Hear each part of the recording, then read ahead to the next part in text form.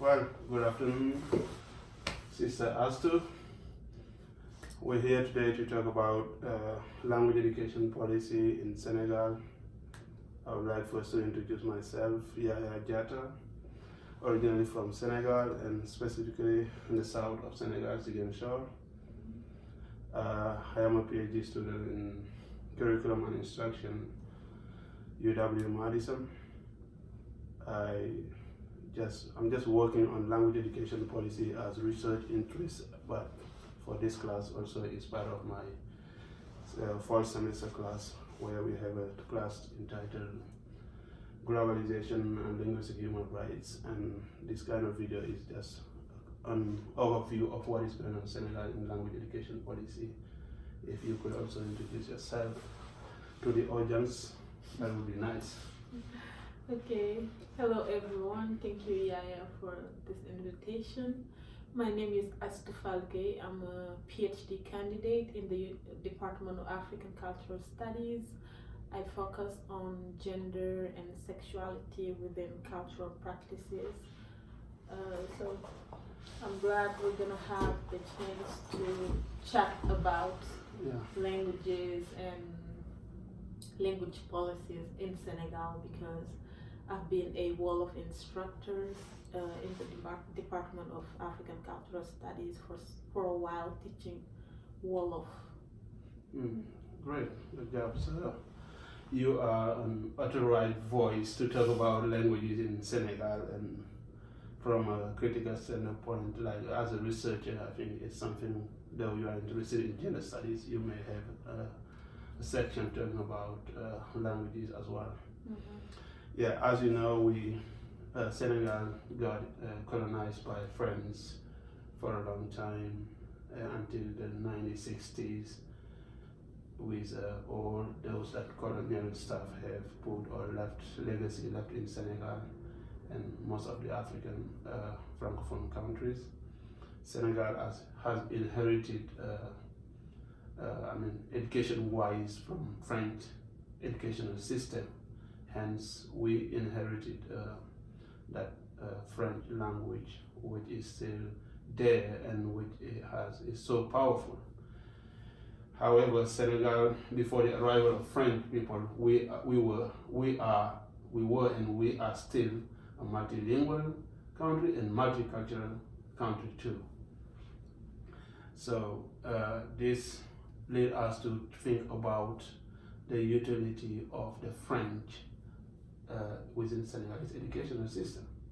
So it looks like our language are not considered in the educational system, and still we have French as the language of administration and official language, except that Wolof is a little bit paired with the French language in terms of government communication, and mainly any information that is destined to the public or the audience is sometimes given in Wolof. Mm-hmm. So, and also we question about that utility. What do we do with our languages? I'm still interested in those kind of stuff, and how we're gonna improve that system. We need to consider our languages. We need to implement them. That's kind of my concern. What do you think of that French legacy in terms of education?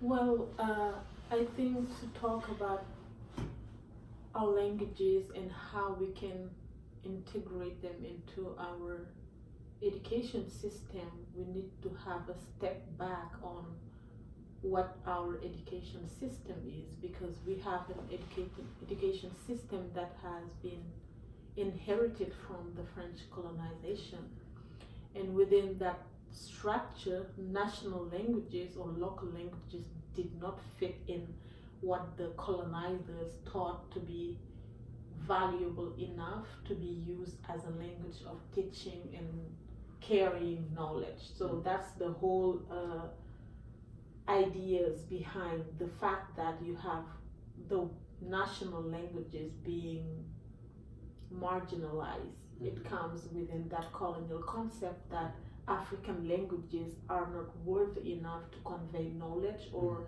they aren't even vehicles of knowledge. Sure. So European languages have that the privilege to be, transmitting knowledge and medium of communication that is more worthy than national languages. So if you want to talk about how to integrate our local languages into the education system, we have to talk about how to decolonize our education system first. Decolonizing the system is what? Integrating our national languages, but at the same time, the way we approach education, the way we think of education is still very much colonial, to the fact that in Senegal, when you look at religious school, for instance, the daras, where you have kids who learn the Quran, I mean, they learn in Arabic and in Wolof. That's like a parallel school system there, and it's more of local languages and Arabic languages, and throughout history you have the tension between those two schools, like the French school and the Quranic school, because they did not agree on so many things, and because this was used as an answer to colonization. So I am not I'm not gonna say we should get rid of French or European languages and all of that, because to me they are also African languages, and we have the right to speak them, we have the right to use them. But then it becomes a problem when you're in Senegal, if you speak this one language, which is Wolof or Pular or any other local languages we have, you don't have access to things. So the question is here, how do we make our local languages barrier of social mobility, social, being able to speak Wolof and yet be successful? Because we think of French as a language that allows you to have a certain social mobility. If you speak French, you're educated. If you speak French, you have knowledge. If you speak French, you can have access to so many things that somebody who's speaking Wolof or any other languages doesn't have. And I think that's where the problems lie. We need to demystify that, and also have a discussion that our languages are also valid. They are languages to teach sciences, they are languages to teach literature, they are languages to do so many things with it. It's not like you cannot do something with Wolof. You can do so many things with Wolof, because all languages have the same functions. They have the same, they're equal. So it's just a matter of politics now. Yeah, I do agree with you on that. You mentioned very important points, such as decolonizing our educational system, and also you raise about our local languages as languages that bury science knowledge that we can also value by integrating them in the educational system.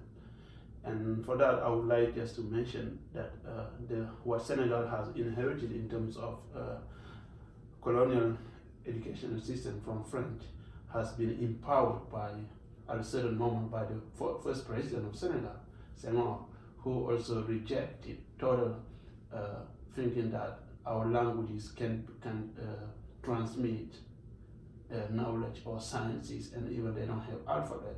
Through certain documents, you can see how there was a kind of opposition between Senghor and some people who were called nationalists, Cheikh Anta Diop and so on, and those party and all those people. When you read the documents, there was kind of opposition between them and Senghor.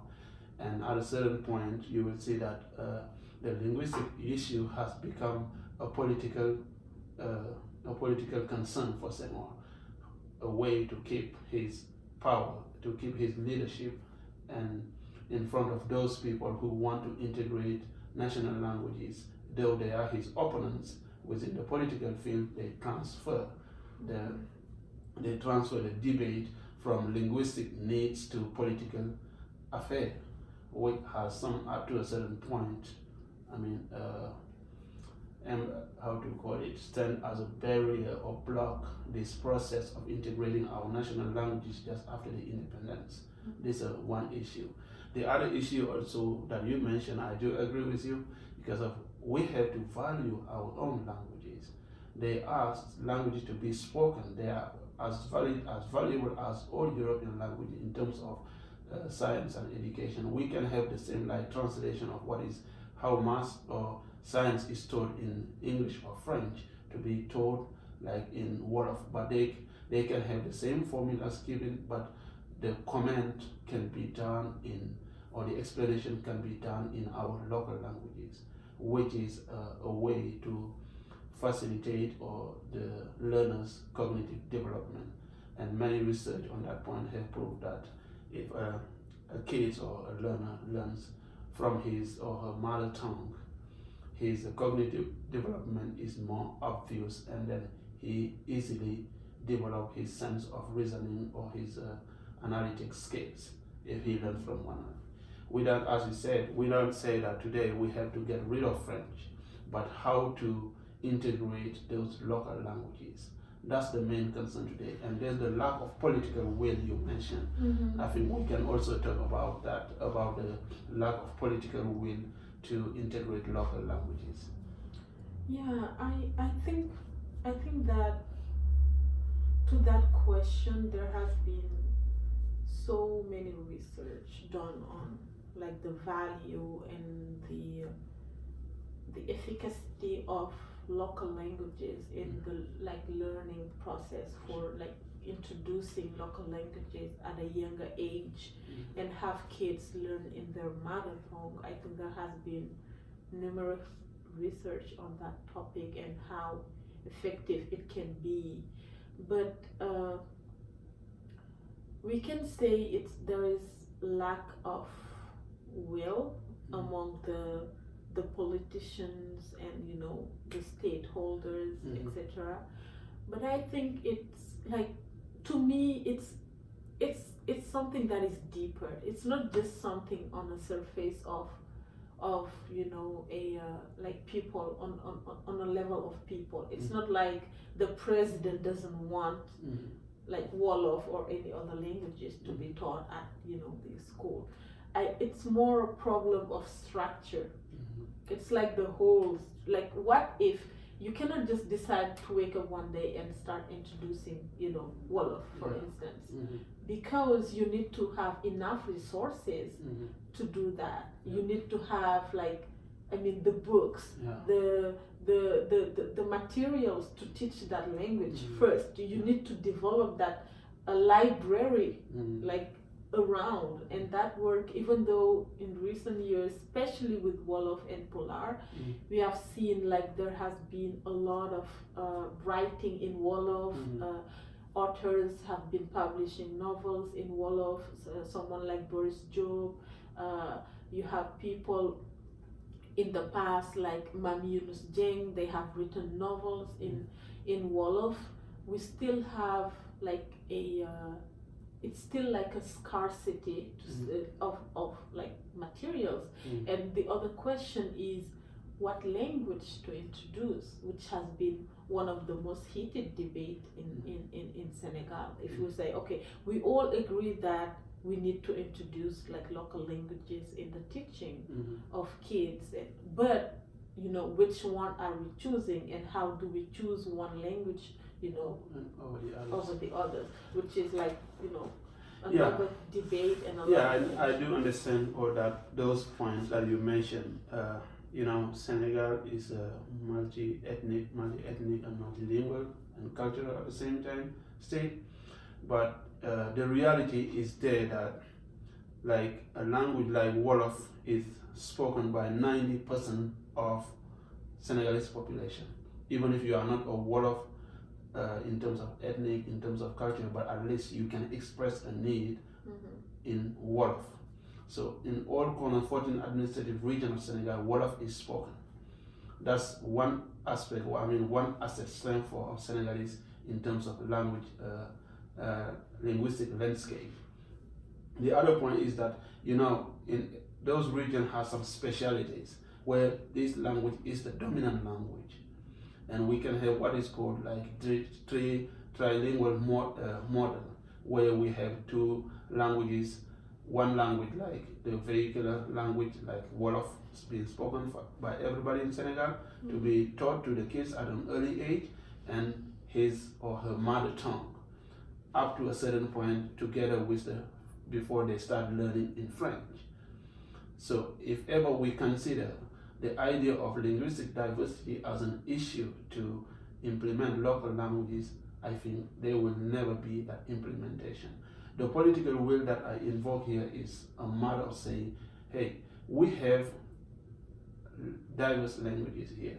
How do we have to do to integrate them in our educational system? A matter of preserving our culture and our identity. Because languages, if they are not taught, they disappear. If a language disappears, it's a matter of a whole culture that is disappear, and there will be no speak of the language. But I think Senegal has some resources that will help at least to start something. Even if they start with the pilot school, which they do not continue, there's no follow-up, which led me to a while ago to say that there's a lack of political will toward the integration of national languages, because investment was done on that. Yeah, like, again, I would say that for this to happen, not only you need the political will, but you need to do the work behind. Like, how many people are trained to be able to teach in Wolof or any other languages? Like, you can count literally, even though it's a language that is spoken by 90% of the population, they cannot write it or read it. I do agree with that. But the strength, I didn't complete that part. The strength is like, maybe you are aware, at the University of Dhaka, the three institutions that I am aware of that are not being used by the state as they should in order to implement the local languages. The Institute IFAN, they have a department called of the linguistics. You have the University of Dhaka itself also inside. You have the Department of Linguistic Studies, where they train people. Is where I myself learn officially my language, Jola and Wolof, in a written form until I get a certificate in African linguistics. So I think, and also they have the Center of Research that is called CLAD, Applied Linguistics Center of Dhaka, which I think, from my point of view, constitutes some institution or tools of training people in different languages. It should start from the university. The university should be a key vehicle on that. Like, in terms of how we can do that, I think we all agree that we can do that, and how we can do it. But the real problem here is not only on the level of the politicals and all of that. It's also on the level of the local. How will you explain, for instance, to somebody that, from now on, your kid is going to learn in Wolof? Like, let's not forget that there is, what we call language ideologies. There are ideologies that have been attached to languages. Like, when you talk about French, we all know what it means. It means like the language of education, the language of knowledge, the language of social mobility. For sure. When you talk about Wolof, what's that?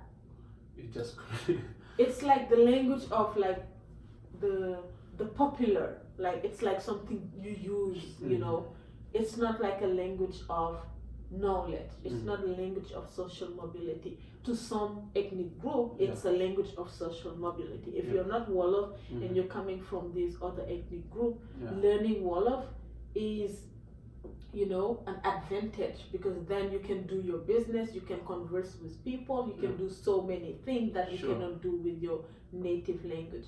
But again, because we have these ideologies that have been attached to the language, it's that's why I said we have first to decolonize. Yeah. And how do you decolonize? Is going around those things. The fact that nowadays it has been started, but it was still not there, because nowadays, I mean, on television, Yeah. most of the shows are in Wolof. Yeah. Like the news are, you know, anchored in Wolof, and all of those like you start having newspaper online that are in Wolof, and it's not like everybody read those. It's only people who have been educated, and most of the time it's like intellectuals, those who have went all the way to a university, you know, level, and who are now aware that they need to learn their mother tongue, so they have, you know, they've been educated in that language, so they can read and write, etc. But it's not the thing. I think the work we need to do is like in terms of raising awareness. Sure. And government has its play, but I mean local agents too have their play in it. So I don't think we're gonna wake up like in the next 10 years and have like our language being taught at, you know, at school. Sure. But other countries have been in this situation, and they have managed to introduce their local languages in the school system. And I think we can do that too. It's like little by little we can get there, but before getting there we have to do all this deconstruction of, you know, what are the ideologies that have been attached to these different languages. Yeah, I know this for sure. This is something that we still inherited from the colonizer up to the decolonizing it, because they consider our language as not language that are valuable for. I'm not even saying the colonizers. Yeah, I mean, I'm saying we're not talking anymore about I don't talk about the colonizers, because they're, I mean, to me it's not important anymore, even though it's still irrelevant. Sure. But how people, the way that, I mean, some people didn't even live under colonization, right? But they still have that mentality towards these languages. So the thing is, local people themselves. That's that mindset. We have to decolonize. I want to say that we have to decolonize that mindset that's put in us that our languages are not good for like social mobility. We only use, unless you learn French or English, you can earn a better job, or you can travel all over the world. So we should first, communicate on how our languages are also valid and can be also language of resources. If we ourselves, we do the job to consider our language from the bottom, so that you can see somebody within his own family or her own family not speaking their mother tongue. What's the problem? They prefer speaking to their kids in French because they think we have to do that. But again, like I think, right, maybe before that was more in trend. Like seriously, from what I'm seeing in Dakar, even going out and speaking French is becoming a problem. Like you don't speak to, like, in French. Like, to me, in my experience, French has always been used at school. It's like the language at school. It's not like French has that power over the other language. No, it's still a very a language that is used in a very compartmentalized way. Like you speak it in this specific space, which is like school. Maybe even in offices, people speak Wolof. So Wolof not being officially written as, you know, the language of, you know, the language of the administration, the language of like at school, doesn't mean that it's not there, because in school, the minute kids step outside the class, they will switch to Wolof. In the businesses, in the administration, people speak Wolof. So therefore, I think there's a need of stepping in and take the initiative, saying, hey, Wolof is now our official language, close to French. We empower our own languages. If we still believe that we only speak Wolof in terms of social interaction and in the administration for some people, but otherwise, I see that we lack certain sort of courage in order to change the status of Wolof in terms of official language at the same level with French. That's quite something that is feasible that people can do. But the other problem is what? If we don't speak our languages, if we don't empower ourselves, it is a matter of saying what if we don't learn yeah. in our languages, I wouldn't say if we don't speak, because people speak. Yeah, learning, I mean, yeah. that learning even itself is what? We learn them, we just teach them to our kids so that the finality is that the languages are practiced all over the, daily activities. But we should value that our kids, because of the, we said about the government responsibility, the policymakers, they are the ones who define the policy of education across the state, and the communities follow the willingness of the stakeholders to change things in terms of education, because the community will not decide, though they can be consulted in terms of orienting language education, but the state should be more invested in implementing those languages. I do agree that we have a great job to do in terms of communication, in terms of valuing our languages, but still those should be guided by those in charge of language education policy, so that communities and any learners can follow and also use the linguists that we have in Senegal, the intellectuals, in terms of reflection for the improvement of our language education policy. Yeah, I would just say that, like, from like where the world is even nowadays, like, you might get the question, why is it relevant for me to learn in a native language when I know that, when I step outside of Senegal, I won't be speaking that language. So what's the point then in learning in this language? Like, because we know we're getting in a world where, English is dominating everything. Mm-hmm. It's gonna change. Maybe one day we will switch to Chinese or any other languages, Yeah. because it's like, the one who has the political power usually is the one whose language is more spoken. Yeah. But the real issue with national languages in Senegal, to me, is like they're enjoying a great privilege. Like, I'm not gonna say like, oh, we don't talk in our language, we don't use it, French is dominating everything, because it's not even true. And then, which native language you teach? We can say, okay, we don't have to teach the others, we can use Wolof because everybody speaks Wolof. But what does that do to the other languages that are present in that society and to these other cultures? Because then we tend to nationalize things and make Senegal as if, it is, a Wolof country, which is not the case. We're not advocating that. What we're advocating, I think, is very simple. We have, I mentioned the idea of that each language in Senegal is valuable as Wolof. This is utopian. Like, what you're telling me right now, no, the fact that you're saying, we know each language is valuable. I think that's like, we're not even going to argue about that. But the question is, like, in order for you to instruct people in a certain language, that language must be codified, it must be written. Most languages don't. We only have 10 or 11 languages that has a writing system, and it's very like for instance, Wolof enjoyed more privilege than the other ones, because more studies have been done on that language.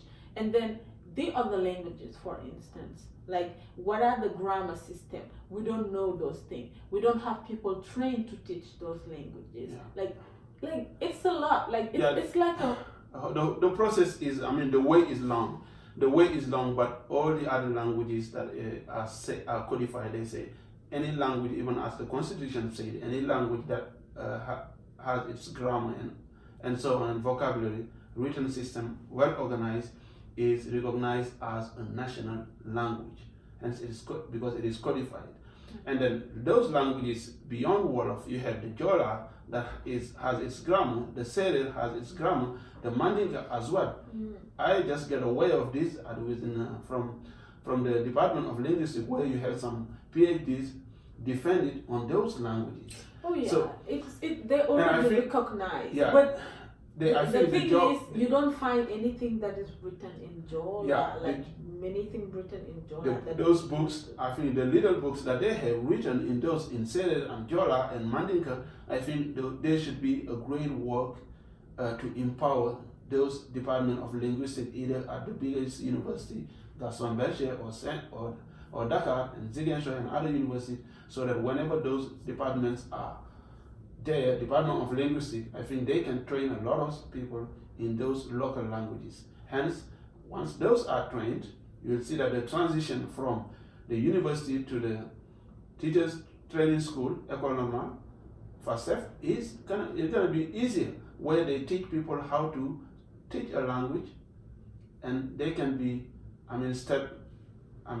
posted in the other state regions in order to teach at the elementary level, step by step.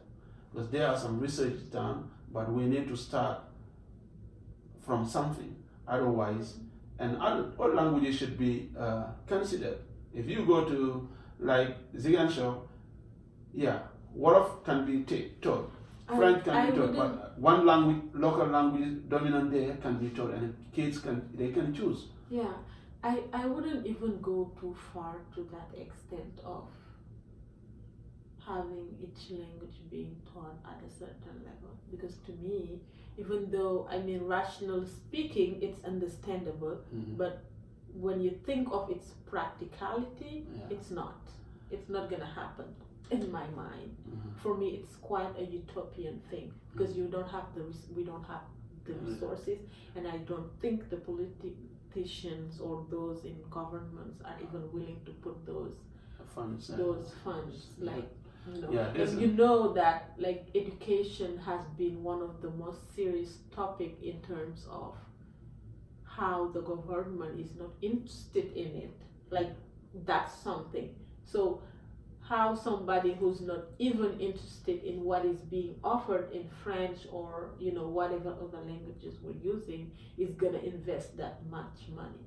But one thing that I could see happen is introduce local languages and have students have the option to learn that language. Like for instance, at a primary level or a secondary level, I know that it's being done at the university level, and in my perspective, at the university, if it's not done earlier, once we get at the university level, it should have been made a requirement that every student would have to choose a language depending on which one you want to learn and which one would be relevant to your degree and stuff. But if not done in that way, I think that it's important that like from primary school kids can have access to their native language in terms of like having a class that will be Wolof class or Pular class, and depending on the kids' ethnic heritage, or it doesn't mean that if you're a Pular you have to go learn Pular, no, but depending on the choice, you can have option to learn one national language in Senegal. Yep, that's it. Like if you do that, and if you have that system, you can even have kids majoring in those languages. Yeah. That's more relevant to me than having in each in each locality have a language taught, because that's just not possible. Yeah, it's a matter of option. It's a matter of options. If those Senegal people are skilled in being multilinguals, you can see somebody who can speak almost 5 languages of Senegal. Yeah. There are some people. If it's an innate thing. We're born multilingual. It's like because of the setting. Yeah. So I think that kind of option is what people decide. See in language education policy in any diverse country which have like Senegal with a huge linguistic diversity. where people can, from an early age, at an elementary level, they can learn, choose at least one local language to learn, and from that early level, before the university, they may be fond of that language and go up to measuring and becomes an expert in language. Just like how you can have like, for instance, but I think French that's literature or Spanish literature, because Spanish, for instance, is being offered at a secondary level. Like, and you get people who go on and major in Spanish. And that same thing, that same can be done. Like, that to me is more relevant than it's a matter of it's realistic, at least to have those options. And then by then, if you see it that way, by the time you decide to switch to one language, you'll have enough resources like human resources and material resources to do that. I think that's like a step. But those options should be offered. I think even if they are not demanding financially, but those options should be available to kids from an early age. But it's kind of option that we do not have in our educational system. And I think they started something good that I did appreciate when I read it through the internet with those pilot schools. But why it did not continue, I question about that willingness of policy makers. It's so simple to me. It's just that to them it's not worthy. It's not what it is. It should be. Which is, like this whole thing, this whole issues we're having here is still very much tied to colonization. So until we do that decolonial, work that we have to do in terms of even how we think, how we relate to our world, how if all the decision we're taking is guided by that, colonial gaze, I don't think it's gonna happen, because you have to understand too that there is that gaze, like that French gaze, that teaching French is, you get resources, like you get all these, you have the francophonie and all of those things. So our government enjoy from the fact that they have a state that teach in have, like, the colonial power have one of the former colony still using their native their language to teach. Which is like we still have that control, like France still have that control over these different countries, and using languages, breaking away from French, for instance, is a way of emancipating our country, emancipating our culture, emancipating our mind, and we need to understand it in that perspective, that it is important for us to teach our native languages. It is important for us to learn and be able to write, read, and speak our native languages, because we get so much by doing that. Yeah, we get so much by doing that. I think it is some initiatives that we should get, not only from the policymakers, but also communities and language practitioners be involved in the investment of that. And I think, like, researchers have a role to play, because it's there's still like this gap between whatever is research and what's happening on the ground. So it's important for people also to know why is it important for them to learn their native language, because these people have been taught for so many years that your native language is not good enough. Your native language is, it doesn't make sense. It's not even a language, it's a dialect. You have all these words that have been attached to African languages, and this is not a problem specific to Senegal. It's something that has been there on the continent. It's one of the consequences of colonization. And some African countries have been doing well in this field, others, have been doing worse. But what's important is that nowadays people are more and more understanding that their native language is relevant. Their native language has so much knowledge. that they can do so many things with their native language. Like you see people not going to a school, like a French school, and yet be successful.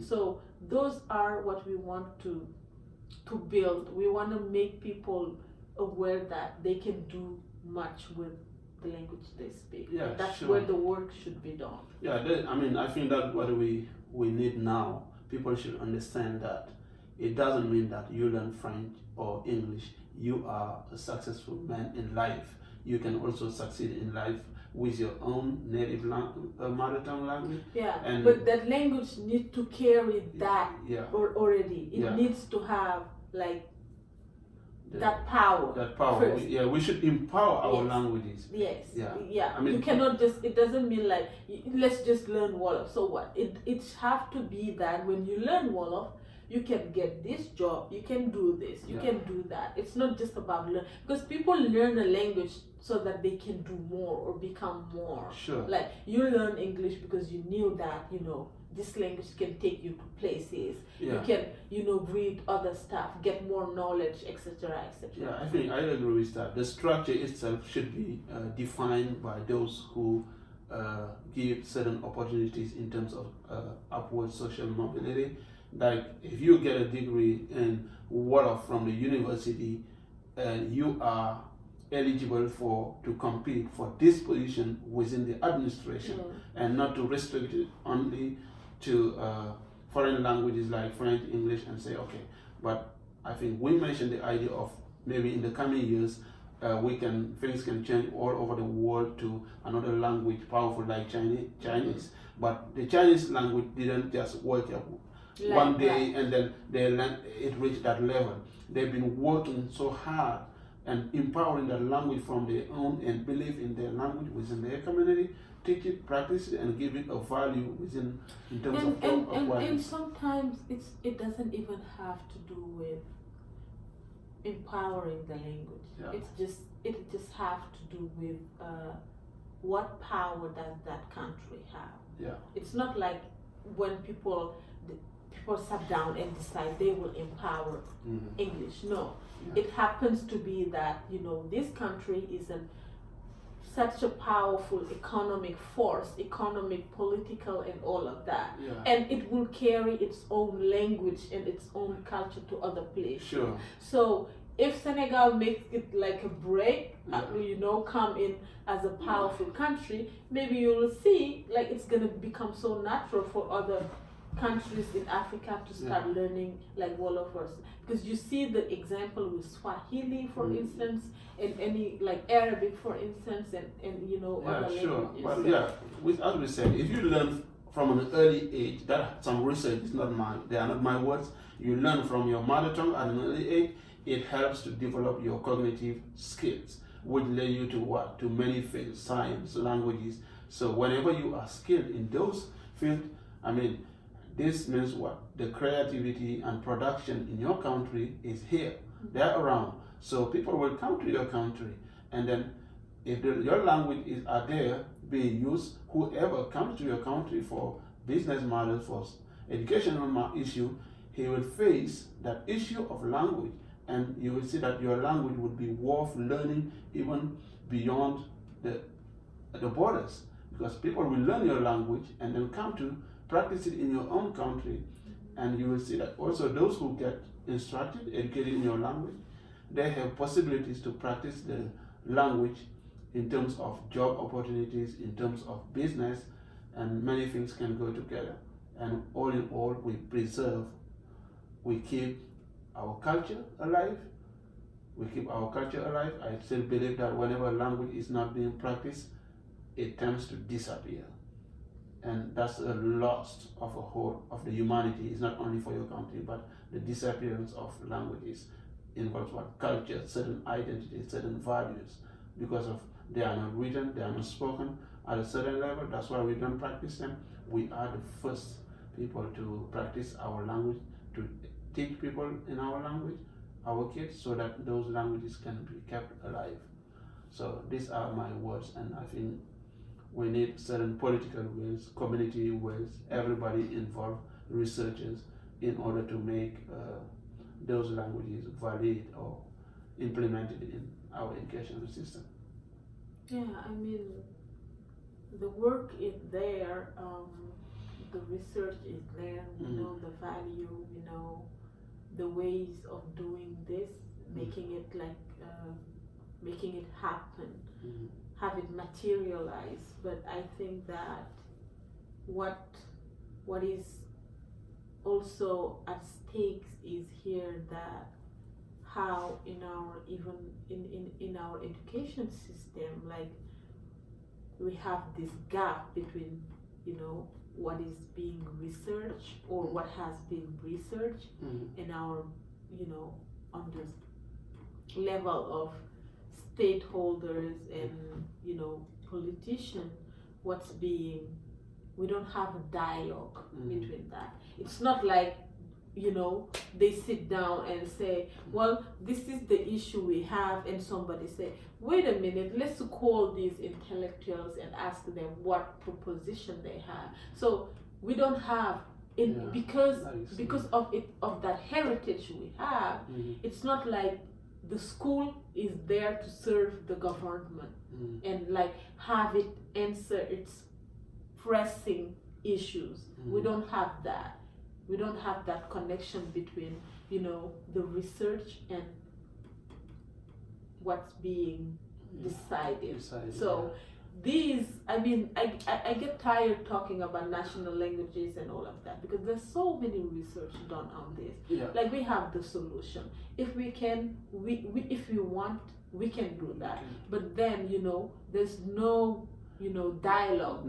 There's no follow-up between, you know, the government and, you know, these different bodies that have been handling and researching this topic. So I think you're right. There should be more talk, more conversation, dialogue within the field of education and connection between policymakers, stakeholders. And it's not even just field of education. It's like the whole system of university is not there to serve like the government. Like university people are not considered as, you know, people of solution. And I know this is also the case elsewhere most of the time. I mean, even in the US you have that.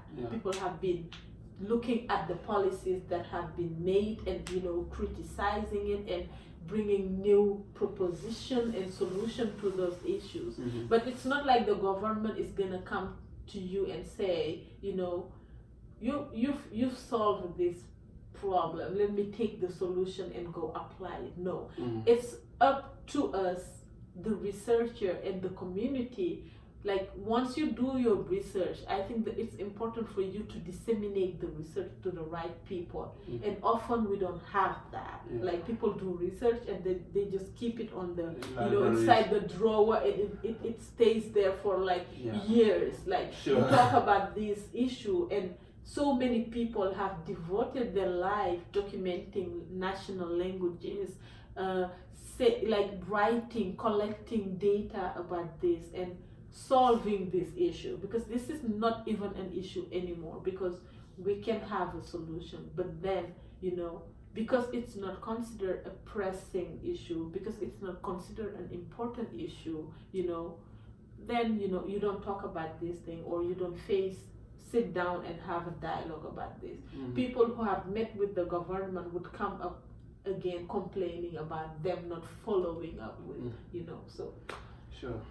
Yeah, thank you very much. I think those who will be listening to this video will take advantage of the main ideas that we develop here of how to decolonize, deconstruct, dialogue, and talk about and make language education policy as a pressing issue in our education. I think that's part of what we need in Senegal in order to implement and step by starting on something in order to move forward.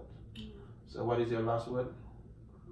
I mean, I would say that let's not wait on the government to do these things. I think it's important for us to learn and read, write, use our languages. And I think that the fact that these languages are being taught outside of their country, like their original country, is a good thing in the sense that you get to give you get to project the language outside of its like native context and all of that. Sure. And it's also a way of empowering the language, developing the language, have people know about that culture, because the one who learn your language is going to learn about that culture. Sure. And all of that. So just because of that, I think we need to work more in terms of developing materials that support the teaching of the languages outside, but most importantly have the language being taught, at the local level, because you can see somebody learning language out like Wolof outside and then going back to Senegal, but you learned how to read and write, but the people speaking the language don't even know how to read and write, and I think that's a shame. That's a shame. That's a shame. So we should do our best for that shame to be out away from us. Yeah. We learn our languages. We voting and we advocating Senegalese people to teach their languages at the local level, in order to empower them and make Senegal prouder. Yeah, we'll get there hopefully. Yep. Thank you, Astu. Thank you.